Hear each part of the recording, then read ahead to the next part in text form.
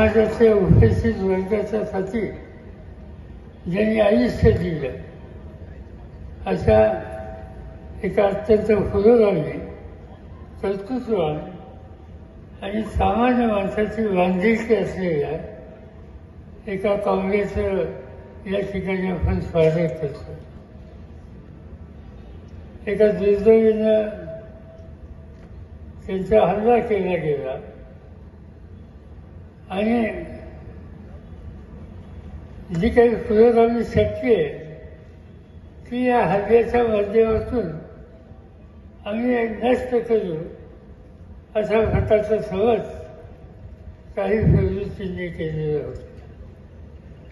महाराष्ट्रामध्ये कर्नाटकामध्ये काही प्रकार घडले.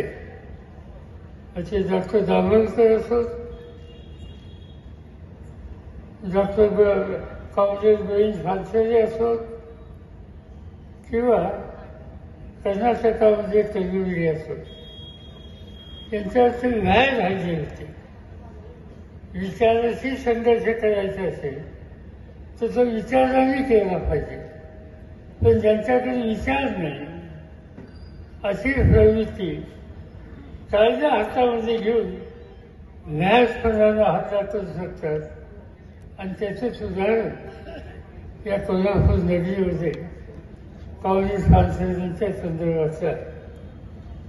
काँग्रेस फानसरे ज्याचा उल्लेख या ठिकाणी आधी केला गेला की ते मूळच्या अहमदनगर जिल्ह्यामध्ये महाराष्ट्रामध्ये 2 जिल्हे असे आहेत की ज्या ठिकाणी पुरोगामी विचाराला सातत्याने प्रोत्साहन देण्याची भूमिका जनतेने केली.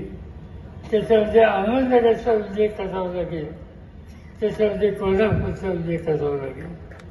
अहमदनगर या जिल्ह्यामध्ये एका काळी डाव्या विचारसरणीची शक्ती मजबूत होती. आम्हाला आठवतं भाई दत्ता देशमुख असोत, अण्णासाहेब शिंदे असोत, काँग्रेस ही करू असो, असे अनेक डाव्या चळवळीमध्ये काम करणारे आणि उपेक्षकांच्या प्रश्नासाठी संघर्ष करणारे विचारवंत आज त्या अहमदनगर जिल्ह्यामध्ये एकेकाळी होते. आज या ठिकाणी जे बाळासाहेब थोरात आहेत त्यांचे कुटुंबीय सुद्धा या सगळ्या डाव्या चळवळीमध्ये अगदी अक्काने भूजल राहिलेले होते. आणि त्यापैकीच काँग्रेस गोविंद फानसरे होते.